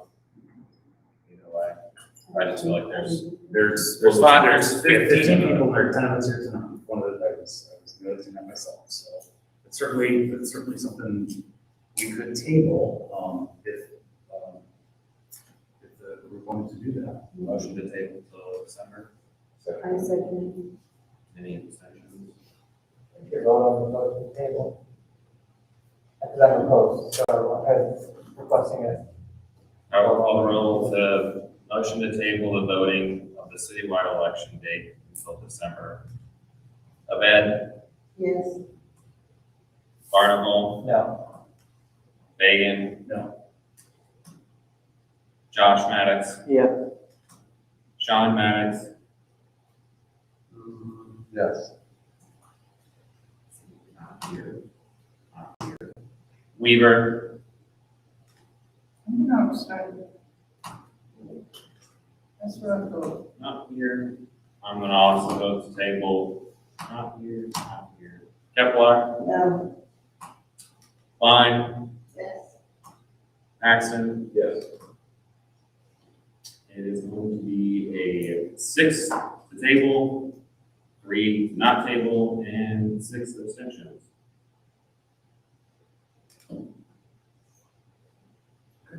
Then we will table the vote. I will ask this be included on the agenda and old business for next full commission meeting in December, and we'll put a motion forward to actually make that vote.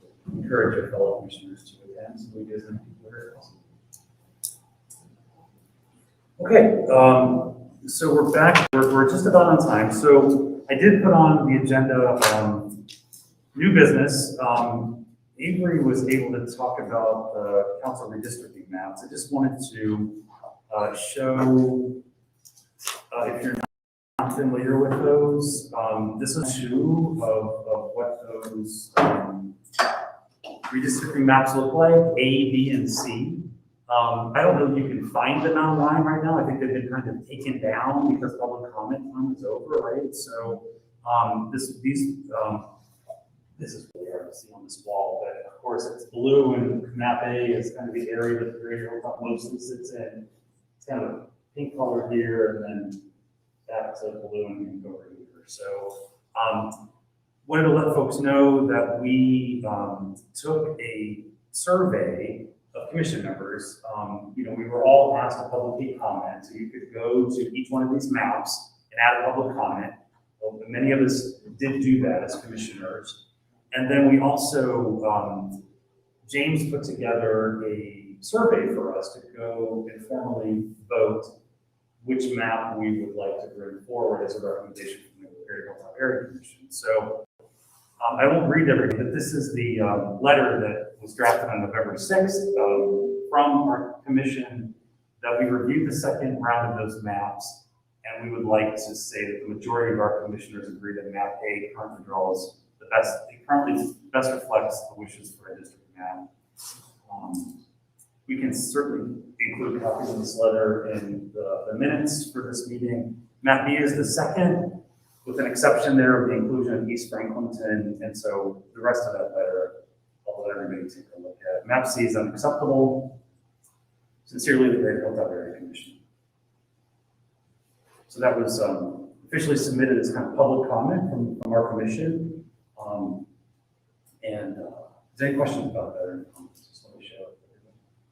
I believe we should do the same thing for the next round of maps that's gonna come out. I can create another form, the same process. I'll also submit another letter to the commission so they know where we stand. If possible, we should have a discussion at the full event meeting and for public transparency and open meeting rules. Yeah, agree. It was fine for this time just because because of the timeline of when it was released, and because it was released basically after our last meeting, and there wasn't really time to review it. So it would be, I believe, a public comment period and the schedule would allow us to have a full commission meeting, so we would be able to comment within the public comment period. Thank you for bringing that forward. If you didn't hear that, there was just a real tight timeline between the publication of these maps and the public comment period. So we did, take a Google survey, and you could see that we had, I had public comments, those were noted as need on those maps, but we will definitely bring that to the December meeting, right? So I would put that on the agenda, or suggest that we put that on the agenda to our chair as new business for the next. Great. Any questions about that or any comments? There are those maps finalized on whether it's AB or CDF? No, so the way the process is going is in 3 rounds. So with these maps, these were the second round of maps. A, B, and C, to my knowledge from watching, the CRDC meetings, they're gonna be tweaking to, and then there's gonna be like an entirely new map. But they're gonna be releasing their new maps. They're all gonna be different. This one is gonna be completely different, tomorrow. And those will be the maps that are kind of like finalized to the public and council members will look at them. And so basically tomorrow it becomes more of a question of what do we prefer. If these 3 as they are, and both are not finalized maps. Tomorrow they kind of will be a little bit. It'll be the third and final round of Yes. potential recall of maps. And so your next commission meeting was December 7th, that's actually good, that's the day before the public hearing, the day before it closes, that's really good timing. I think that would be, we encourage the commissions to write letters like that, makes it, easy and cohesive for them to look at, so that is a great idea.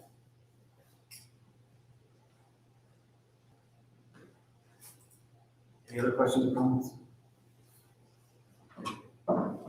Because the next item is, wanted to bring forward, this new business. As we talked about it at the beginning of the meeting, Zach Wynn, city attorney, had said at our last full commission meeting that, potentially there was gonna be some objections made to the renewal of a couple of permits. There were 4, but let me make sure Zach's not here to help me out, but I think I got this. At the city council meeting of November 1st, there were 10 objections, first readings for objections to liquor permits in the city of Columbus. And 4 of those are within the greater Hilltop. And so I've listed them there. The UDF at 530 South Hague, the Safeway at 2585 West Broad, the Sunoco at 2725 West Broad, and the Marathon at 2805 West Broad. If you go to the columbuslegislator.com, you can actually see meeting details and the agenda for that meeting. And so, for example, here there were letters, and I can pull all of these up from the Division of Police, detailing this is the Marathon station, for example. The police records revealed that police have created 61 official police reports, and so all of these dates and reasons for the call detailed in these letters for one of these potential objections. So I've downloaded all those, everybody can download. We can go through some of those examples here with new business, but one of the items that I wanted to make sure that we talked about of those 4 is the Safeway mini mart. And I do want to pull that letter up.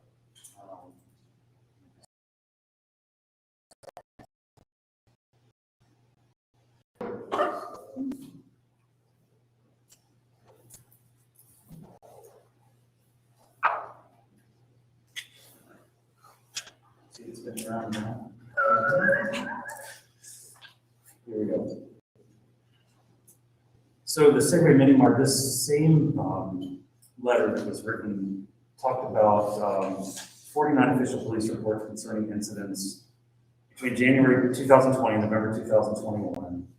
So as we go down the list here, starting in April, assault, shot fire, accidental overdose, all of these kind of stack up for that location. So what I understand is that the owner of Safeway and his representative actually came forward and asked if they could, talk about what's going on at their establishment, right? And so Avery, I'll ask for you to kind of fill in or weigh in here on Avery had reached out saying, what do we have to say potentially to add as public comment or any kind of support about whether or not the permit is establishment not be renewed? Because there was some feeling that given the case that the owner and his representation made, is that maybe they might retract the objection, maybe not sure yet, but might consider retracting the objection to the liquor permit renewal. I guess what happens, and my question, if I didn't know what this was about, and we're learning all the time, is that the city can make an objection to a renewal, but it's ultimately the state of Ohio that makes, through the liquor commission, that makes the decision about whether or not that permit would actually be renewed or not. So there have to be, sufficient evidence brought forward, and then everybody has, I guess, the opportunity to do an appeal with that legislative body. There's 3 people that hear those requests for appeals at the state. So I said that I would bring this forward, specifically this location, the Safeway Mini Mart. We've heard from this owner representative before. This was an establishment they wanted to add drive-through, even from the zone committee to add a drive-through to this location. From what I understand, they continue to stay open 24 hours a day, 7 days a week. And so I'm going to put right out there on the table that, we were asked to say whether or not we could bring any public comment forward. What's the timeline look like? That would be helpful to understand when we. Yeah, I can talk a little bit more. So this was on for November 1st. All of them were on for a first reading. So when something's already had a first reading, it has to have a second reading.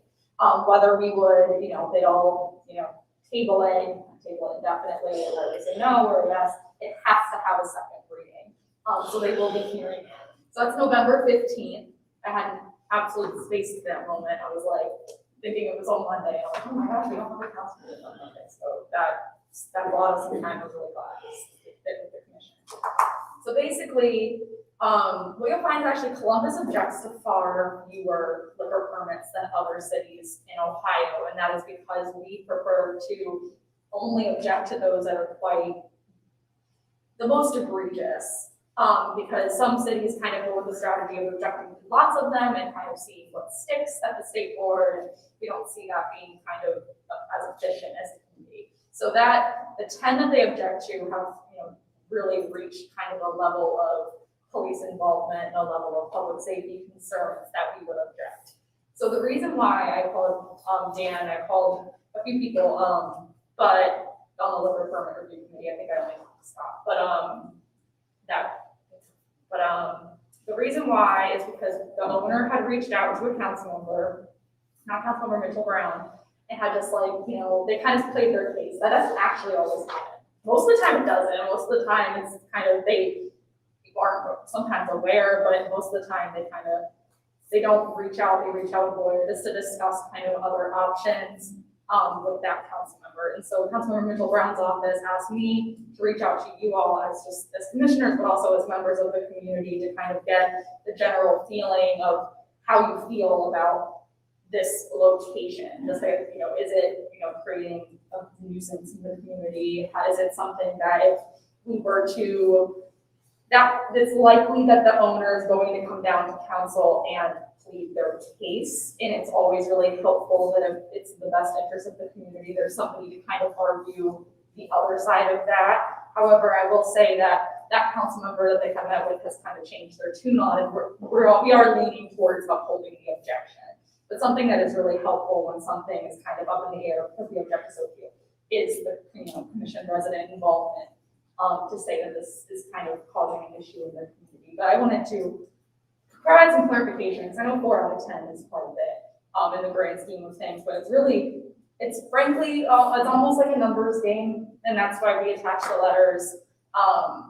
And if it's the type of offenses that you can link most directly to a liquor permit, if that makes sense. We kind of have expanded that in the past few years, the definition of what could be considered, but we really try and keep it kind of the highest level of a public safety concern, because it sticks the most at the state board.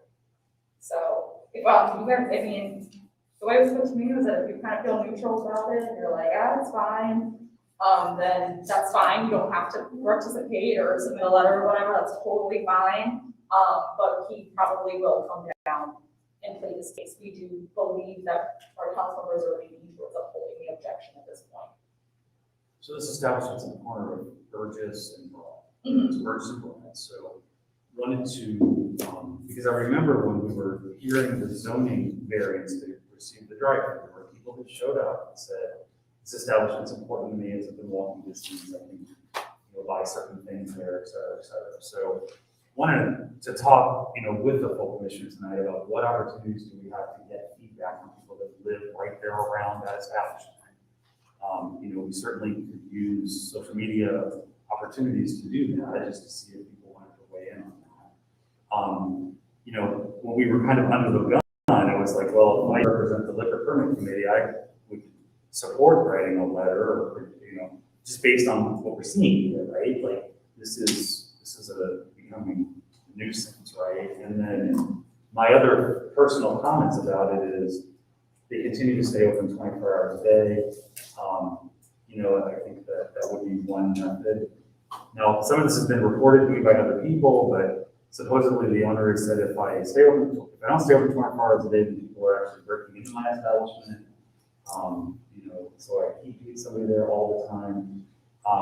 I have not been in there in quite a long time, but from what I understand, there's still a bit of drug paraphernalia, but certain items to help use drugs are still being sold from this establishment. That's what I'm being told also. So I think that it's really, I would like us. It's kind of a short time frame, isn't it? But to be able to actually do what I think we're supposed to do, which is represent the people on the Greater Hilltop. And so, do we have an opportunity to do some outreach and get some input from other people? Comment online from Lisa Boggs says that all objections from CPD are valid. She listens to the police scanner regularly. She hears the runs. Do not retract. And she also messaged me to say the same thing again. So, and I know when we previously saw that owner last year, we brought up to him as a commission, there's a safety concern at your establishment. They agreed there is a safety concern, I do believe, to an extent. And CPD agrees. So I don't see any reason for us to retract that at all.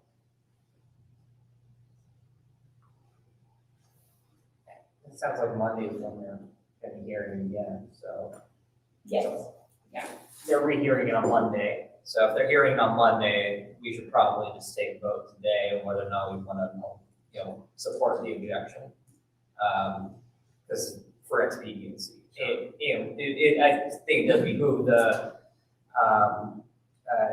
for our community relations folks to post, a link to public comment on our GHAC page. But even if we do solicit opinions beyond today from the community, it is, I think it's partly our job to make a stance. So what are we voting for then? Okay, so the way I hear it is we're gonna vote in the affirmative to agree with CPD with their filing complaints on the 3 list of properties stating that they've had far too many complaints or runs to that establishment, and therefore are recommending that their liquor license be denied for the upcoming year. So before we make that motion, I know that Avery wanted to add a comment and then you have questions. Do you remember they talked about when development was going to be discussing this? Yes, they do know. I don't know if you got their check. They've been apprised of this, but there's been discussion. There was planned to be discussion tonight when I saw it on the agenda. And then the marathon station, Jenny said that she made the owner aware that they were potentially going to have their permit objected to. Ours are like asked, I would say, was specifically to the same way, just because that owner has been quite proactive. Essentially, the case they make is that this doesn't have anything to do with their, their behavior, something to do with their license, which is kind of the common whatnot. But the only thing I wanted to say was just that these letters are totally publicly available. I showed Dan how to find them. I don't know if people know that, but they're interesting reads for sure. But if anybody was interested, you can go and you can go Go on to the website. commercelegislar.com actually pretty easily find. So I'm nervous about taking a blanket vote about all three establishments at once. Because I don't feel this way about Marathon. I like the other two, I totally do feel that they should, like we should file objections on. But Marathon is a larger employer for the Hilltop, for the West Side. I think they could shift their hours, but I don't think the alcohol specifically is what contributes to the violence. I would like to go individually. So I would like to vote individually.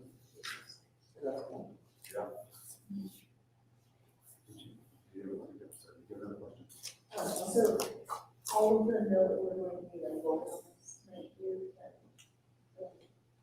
Sorry, just want to make sure that. Victoria's asking if all of your establishment knows that we're gonna put forth a motion to vote, whether to support the, objections to the renewals. No, they didn't. I mean, they don't know that. No. It's like a letter of support, or if you were like, no, you disagree, then that would be, it's almost like testimony for the council meeting, like, we feel we take it that way. I have a question, I'm sorry.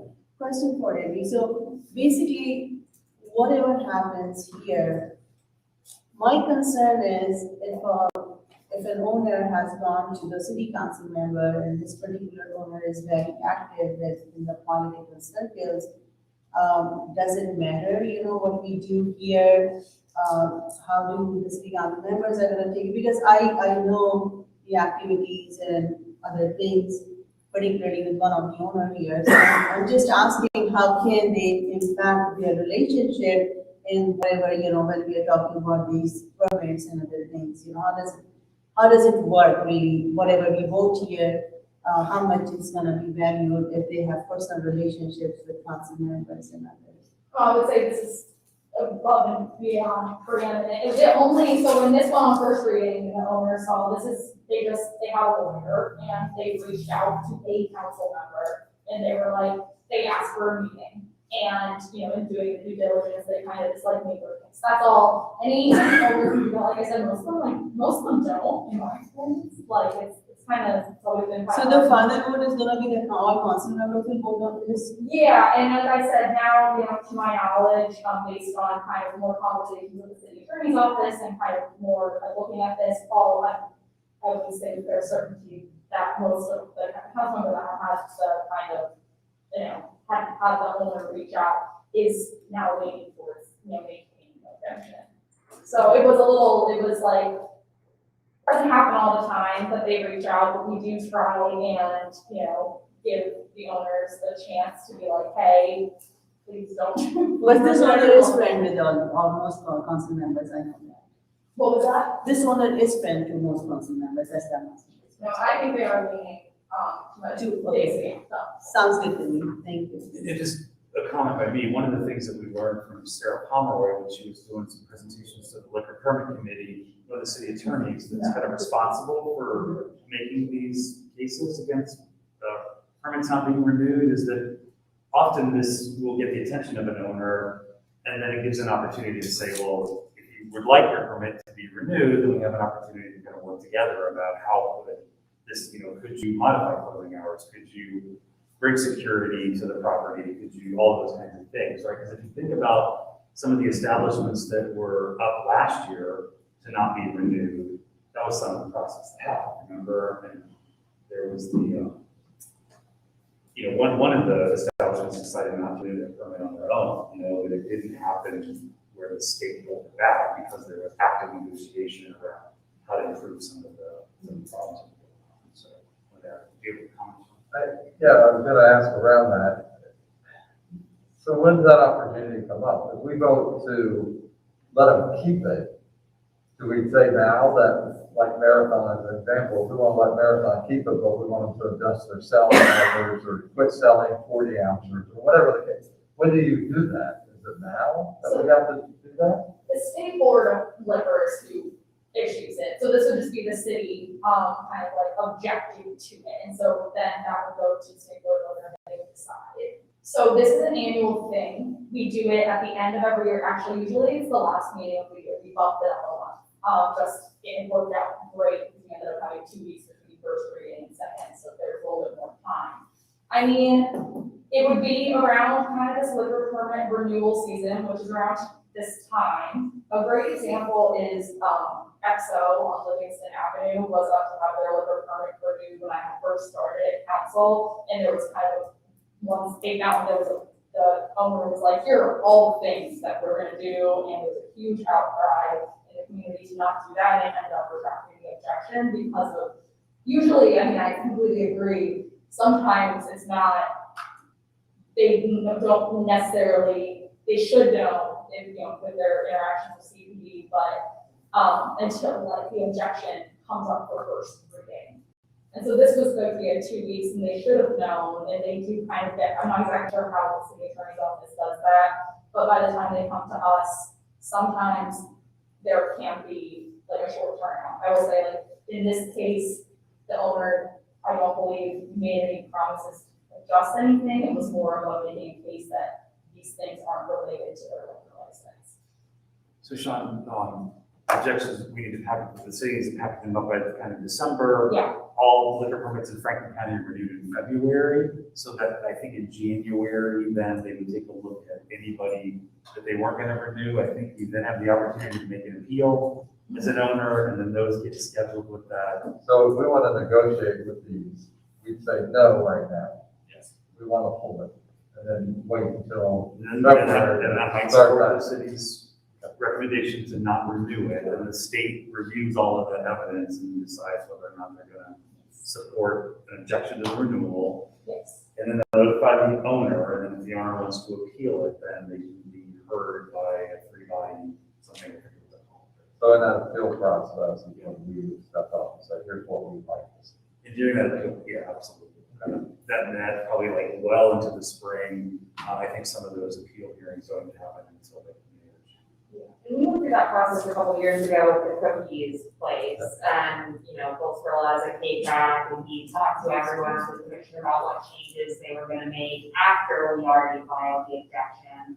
I don't think the liquor permit was very active at that time, I don't know that it formally. Well, I actually went down and testified. Oh, you did, okay. Like that, and they were still getting their. At the appeal, okay, yeah, so that's where you'll want to probably object now, and then that gives you more negotiating power in certain times. So I'd like to put forth a motion about this establishment, 2585 West Broad Street, the Segway Mini Mart, that the motion would be that the commission would vote tonight on the liquor permit committee drafting a letter that would say we support the city not renewing the liquor permit for this establishment. Second. Jamie, we're just taking the vote just on the Safeway. Yes. So we're not making a stance on the other three. Well, so I can make that motion after this vote. We could bring motions forward for the other three. Or would it just be the affirmative, we motion to approve the same letter for all three, and then if it's no use, what is in the letter for the other four? Well, I'd like to go ahead and make a vote on the same. Let's do that. Let's do that now.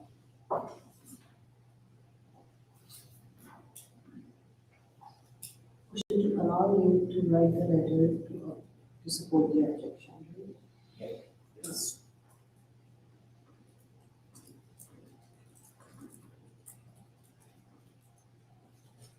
Abed, Yes.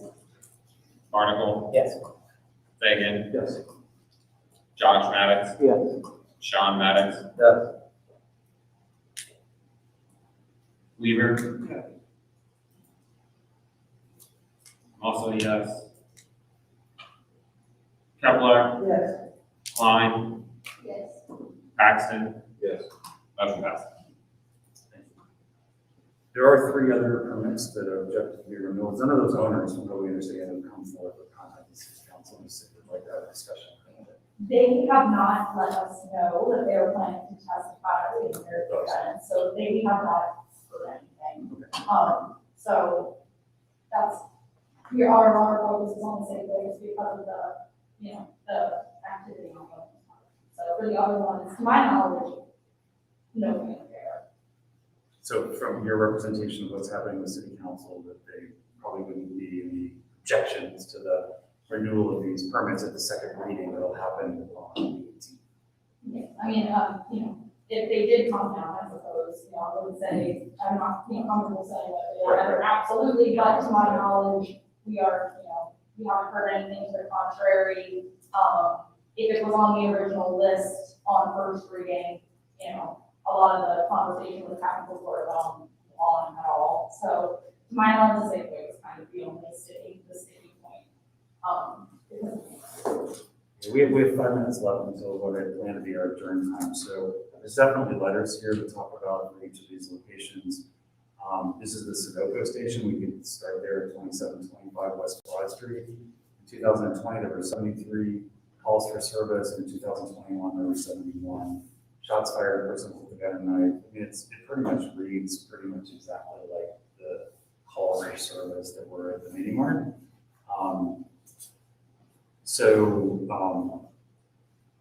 I would like to put forth a motion for this permit objection, that we do the same thing, right? Is that what you're asking, Jay? You know, that we write a letter, that the liquor committee will write a letter saying that we support the objection to the renewal at 2725 West Broad Street for the liquor permits.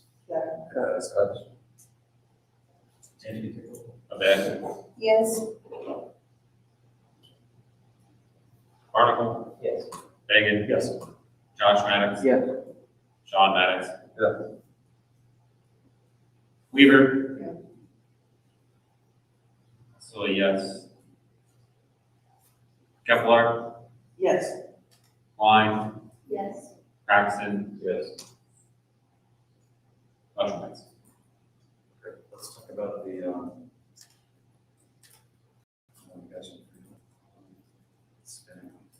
let's talk about the Marathon Station. It's at 2805 West Broad Street. I do want to let you know that I reached out to Mike Blake, the president of the West Side Neighbors Association, when Avery first put a call into me to say, could you give some feedback on the potential objection to the renewal of this permit? He said that he was going to reach out to West Side Neighbors Association members. What is it? West? Thank you for the correction. It is Westgate. The Westgate Neighbors Association reach out, do a written survey. I don't know if he actually did it or not. I don't know if anybody living in Westgate got it. Okay, so, sorry, Mike, I don't know that he promised that, but we talked about that maybe an idea to get some input. So, at 2805 West Broad Street, in 2020, there were 134 calls for service, and in 2021, 106 at that location. So, maybe not the exact same paragraph, but it's looking pretty similar to the other calls for service, but gives you a chance to kind of digest that a little bit. There's also been information in these letters about the Division of Fire that have also been dispatched to the location for overdoses, and sometimes, not at this location, but some of the establishments actually trashing and selling fire.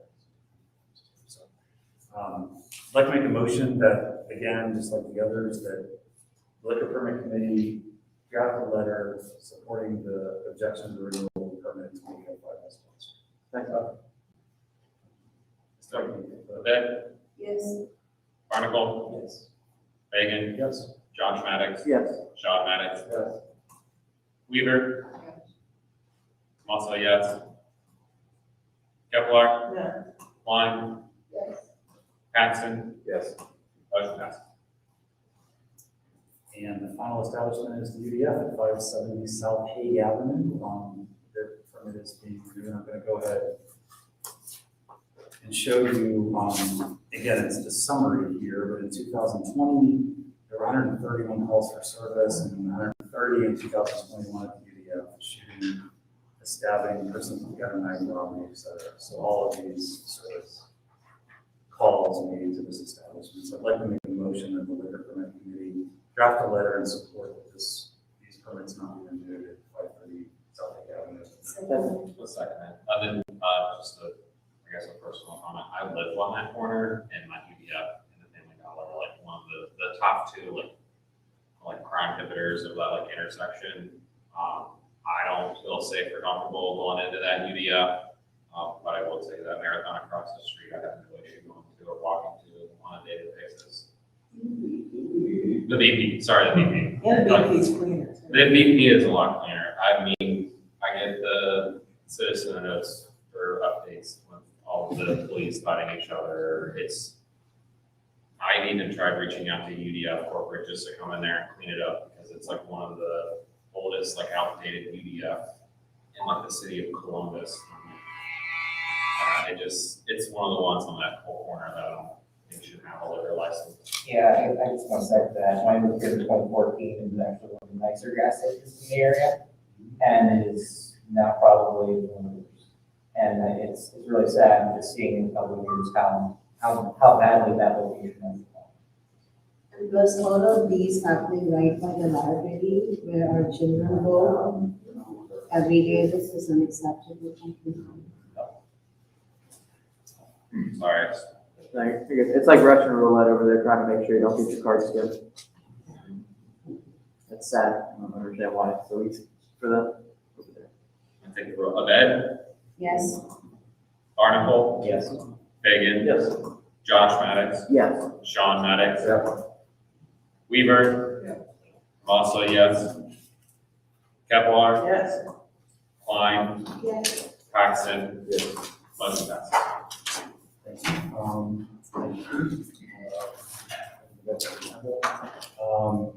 We already talked about the other half of the appointed seat. Voting will occur at December's full commission meeting. I won't repeat everything you said earlier. If anybody has any questions about that, certainly do. Let's see if there's any announcements. Gonna ask you to keep them brief. Any commissioners' announcements? What about? Got it. I just want to say something really fast. Again, my name is Kevin Roar. I'm the executive director of the Greater Hilltop Area Shalom Zone. I just wanted to let you all know that we've recently put together a work group that's focusing on homelessness and the need to really address concerns where we see significant gaps of support for folks in our community who are homeless or at risk of becoming homeless. So we have a work group. We're working on a process to develop some ideas on how to respond. So I just wanted to put that on your radar so you know that as we go forward, we might be wanting to reach out to all of you for advice, for input, for support, and all that sort of thing, because we see the commission as being one of the partners to help us address this concern. So I just wanted to kind of put that out there, put on your radar. That's all. Thank you. I have a very quick one. Yeah. COVID-19 vaccines are being offered at the Government Department Center every Saturday from 10 a.m. to 2 p.m. No appointments, and children vaccines are also available. So please spread the word. Let's make a motion to adjourn the meeting. I'll vote in favor. What's that? I'll vote in favor. All in favor?